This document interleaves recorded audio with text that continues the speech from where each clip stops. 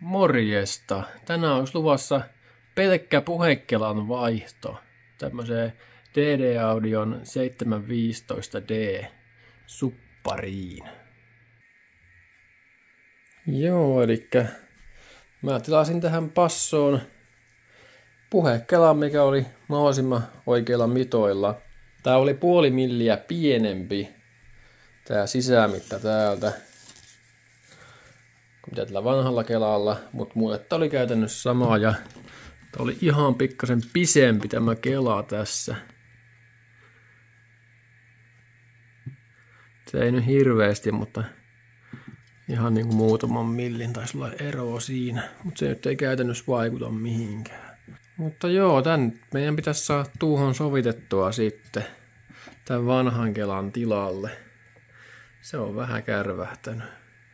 Mä pistän tästä kelasta linkin, jos joku haluaa justin tämän saman passon korjata, niin saatte sen sitten tehtyä. Tässä kelassa nyt on pari ongelmaa. Eli tämä kelaputki on pikkasen liian lyhkäinen ja sitten tuo sisähalkaisija on puoli milliä pienempi. No, se ei haittaa mitään, vaikka se on pienempi, koska täällä on hyvin tilaa vielä. Ei aiheuta ongelmia se homma. Mutta tää kelaputki, kun tämä on liian lyhkäinen, niin te ehkä tajuattekin, että otetaan nää tästä vierekkäin. Niin tää ehkä just yltää tonne tänne kartiolle. Se on siinä ja siinä. Että tuo on pikkasen liian lyhkäinen, mutta mä uskon, että saadaan se toimimaan kyllä. Kun me tää vaihdetaan tästä. No kohtahan se selviää. Mutta nyt meidän pitäisi saada tämä täältä pois, tää vanha.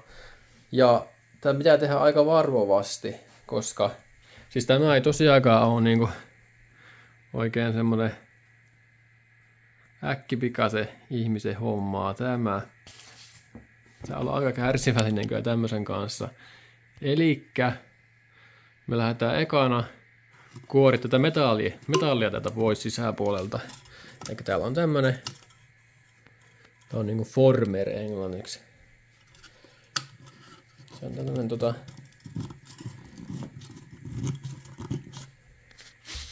tämmönen metalli vaan, mihinkä tuo on pyörietty tuo kela tähän ympärille. Meidän pitää saada tämä täältä ekana pois. Ja sitten kun se saadaan pois, niin sitten me saadaan tätä lähteä purkamaan sitten. Mutta meidän pitää ottaa nämä tästä. Nuo pitää katkaista mahdollisimman tätä ylhäältä. Ja ottaa nuo esille ja no katsotaan sitä kohta. No niin, nyt mä oon saanut tätä jonkun verran tästä purettua. Eli mä sen kelannosta leikkasin irti. Kelan muutenkin osittain tuosta otin jo pois. Ja tässä on tää elintärkeä vaihe on tämä, että näitä ei missään nimessä kannata katkaista. Näitä vanhan kelan johtimia. Koska tästä tulee äkkiä sitten ongelmia, jos nämä on liian lyhyet. Nämä tosiaan kannattaa jättää niin kuin nyt.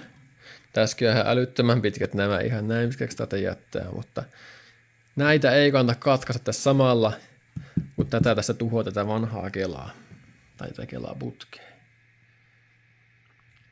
Mut joo, mä otan tästä vielä ton lopun tän metallin tosta pois. Sitten me joudutaan vähän hiomaan tätä tuolta noin, että me saadaan tää uusi kela tökättyä tänne, koska eihän tämä tänne nyt mahu, koska ne on oikeastaan saman kokoiset nämä kelaputket näissä. No niin, nyt tämä näyttäisi tältä. Eli me saatiin kokonaan tämä metalliosa tästä pois. Osasta matkaa lähti hyvin ja osasta matkaa lähti tämmöisenä silppuna, että tosiaan näin pyörittämällä vaan otti kiinni ja lähti pyörittämään. Niin sillä lailla lähti aika hyvin. Joo, sitten olisi tämä uuden Kela-asennus tänne. Sitten seuraavaksi.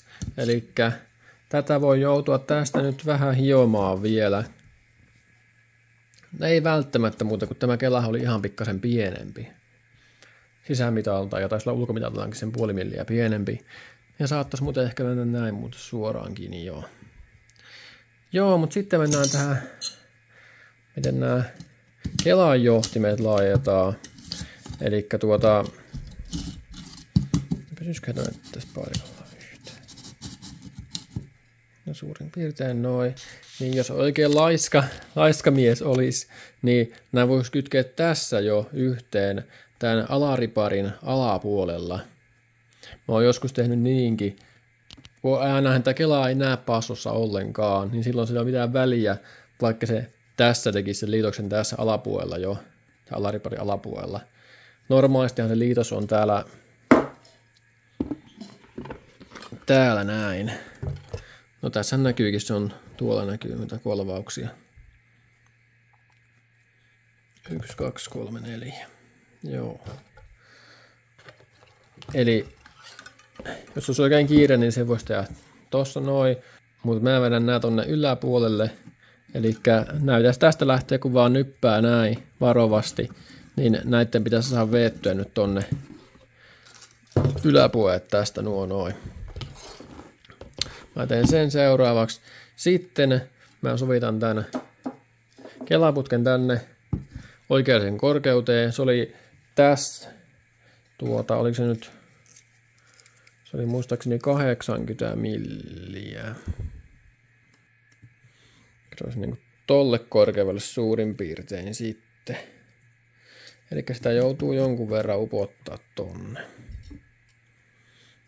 Mutta tämä on pikkasen lyhempi kuin se vanha Kelaputki, että tätä ei saa niin hyvin tohon, tai niin tukevasti kiinni varmaankaan. Katsotaan nyt. Käydään nyt äkkiä läpi tämä Kelan korkeus vielä. Eli tämmöisen puhekelan oikea asennuskorkeus on sellainen, että tämän Kelan keskikohta, eli mikä on suurin piirtein jossain tossa, niin se tulee tämän top-plateen, eli mikä on tässä magneettien päällä, tuuhon keskelle. Eli se on se oikea korkeus. Eli tästä keskelle ja tohon keskelle. Silloin tää oikeassa kohtaa tää Kela. Mutta me yksinkertaisesti mitataan sitä vanhasta vaan ja otetaan huomioon, kun tää on pikkasen korkeampi tämä Kela, niin otetaan se huomioon vaan siinä sitten.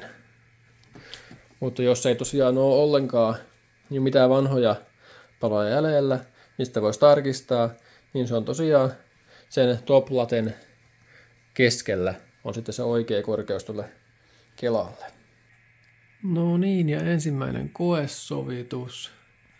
Tein vähän tuossa mittauksia, niin tuo puhekela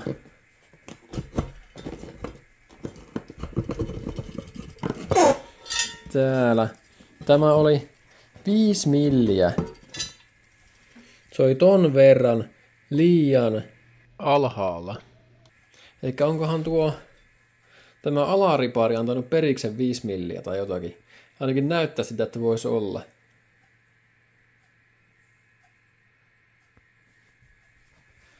Niin mä nyt teen sillä lailla, että mä vaan kymmenviileesti nostan tätä ylöspäin. Se 5 milliä tätä Kelaa. Eli ton verran. Eli mä ton kohan mittasin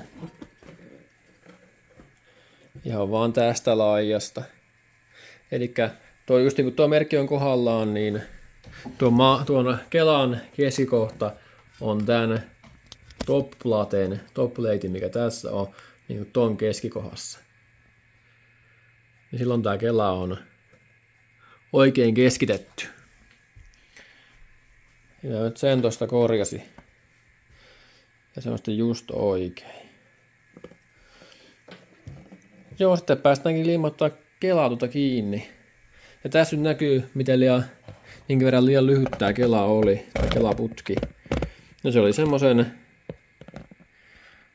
vajaan sentin, no sentin luokkaa tai jotain, siis, no sentin varmaan aika lailla.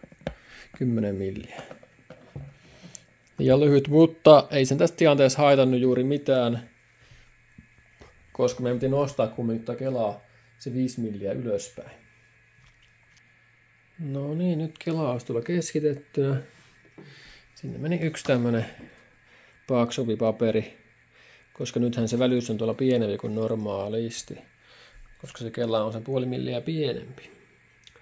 Juu, se on siellä, mutta tässä on semmonen ongelma nyt, että me joudutaan liimaa se tuolta noin, koska ei tätä saa mitenkään niin paljon otettua alaspäin tästä kartion tätä liimapintaa tätä vanhaa, että saataisiin liimattua sen niin kuin oikeaoppisesti tätä ulkopuolelta.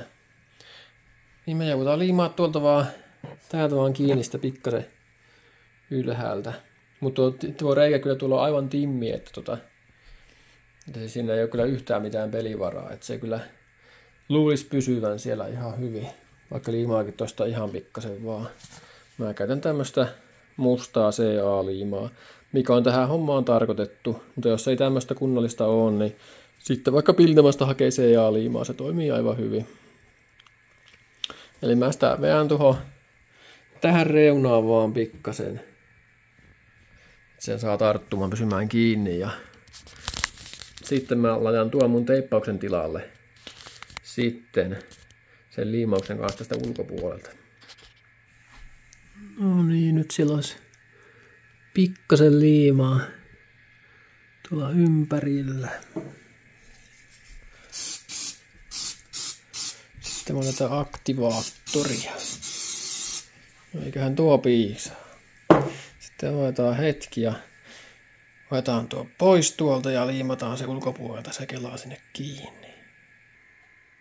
No niin, nyt mä saan liimattua tuonkin tuossa tuon alapuolen. Eli tuossahan oli tommonen vähän vanhaa vielä joku 0,5 senttiä tai enintään sentti. Niin liimasin tosta sitten vaan kiinni ympäriltä. Ja se on sitten nyt niinku valmis. Verrataan huvikseen vielä tuohon vanhaan. Oi, sielläkö kattima voi.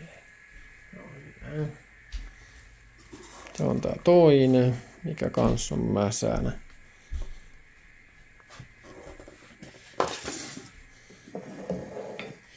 Tässä on käytännössä sama, mutta tuo kela on vaan 5 milliä alempana tässä.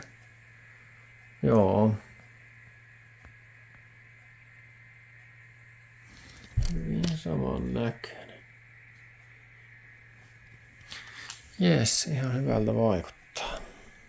No niin, nyt olisi nuo kuparijohot. Mä vähän pyörittelin ne yhteen vaan ja kolvasin kiinni.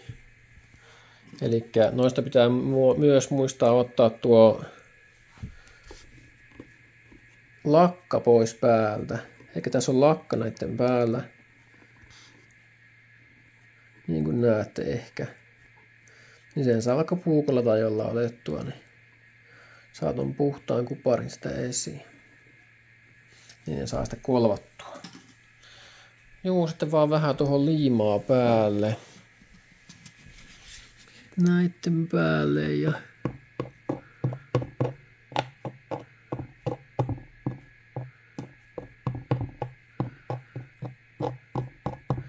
sen jälkeen päästäänkin tätä asentamaan.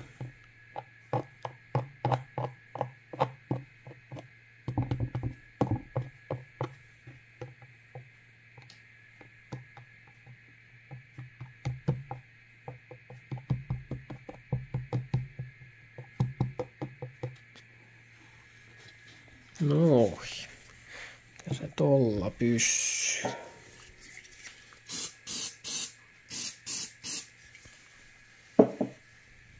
No niin. Mä tein täällä taas ne kaikki peruskikat, eli mä kohdistin tää alaripari näillä pulteilla, mutta ne on löysällä täällä. Sitten mä porasin isommaksi nuo reijät, en tiedä huomaatteko, mutta sillä on isommat reijät nyt. Sitten mä otan nuokin tuota kiinni jo ja on tää tommosia puristimia ympärille. Mä käytin tässä noita GS Audion liimoja. Ne on ihan hyviä. Sitten voidaan katsoa, että kun meidän keskitys on onnistunut. Elikkä silloin kun keskitys on onnistunut, niin tuo paperi ei liiku tämä passon mukana, tai näiden liikkuvien mukana. Eikä tuo paperi on paikallaan tuolla, niin kuin huomaatte varmaan.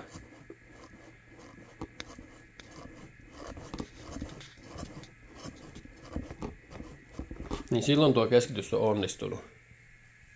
Eli jos tämä paperi liikkuu tämän passon mukana ylös alas, niin silloin voi keskityksen kanssa olla jotain ongelmaa.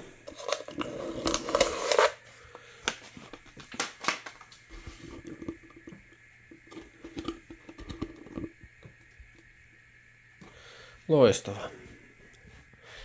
No niin, ja sitten vielä tuo pölykuppi tuosta kiinni.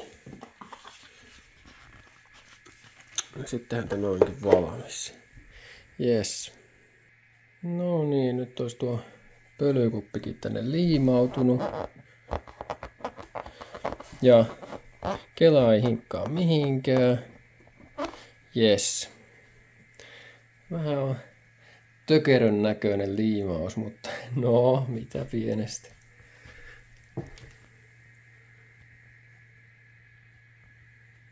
Ja siellä näkyy uusi Kela. Ja pitäisi olla oikealla korkeudella, kun mä sen korjasin. Se oli ollut liian alhaalla tuo Kela muuten. Mun piti nostaa sitä se 5 milliä varmaan, koska tää alaripari on niinku pikkasen painunut alaspäin. Ainakin näyttää siltä. Tai ehkä se kuuluukin olla tämmönen, en tiedä. Ja passo on kasassa, yes. Elikkä tämä ei tosiaankaan oo minkään niinku äkkipikaisen miehen hommaa, koska mullakin meni tähän, vaikka mä oon tehnyt aika paljon näitä, niin mulla meni noin 2 tuntia. Sitten mä liimasin pölykupin seuraavana päivänä. Elikkä tähän menee aika kauan aikaa, vaikka mä oon tehnyt tämmöisiä aika monta ennenkin jo. Ei nyt justiin tämmöistä passoa, mutta muunlaisia passoja. Eli se kannattaa ottaa huomioon, että varsinkin jos sulla vanhat liikkuvat on vielä paikallaan, niin kannattaa varata aikaa ainakin semmoinen 3-4 tuntia. Eli ei ole mikään niin nopea homma tämmöinen. Ja tässä pitää kumminkin olla aika tarkkana, ettei tee mitään ylimääräistä tuhoa sitten tänne. Mutta joo, jos joku tätä samaa passoa justiin korjaa, eli tämä on DD Audio Redline 715D on tarkka malli, niin mä pistän sen puhekelan linkin, eBay-linkin tuonne video alle descriptioniin, saat senkin tilattua sitä sitten. Se oli joku noin 40 € toimitettuna, että ei nyt ole niin paha hintainen. Mut juu, ei tällä kertaa tämän enempää. Morjens!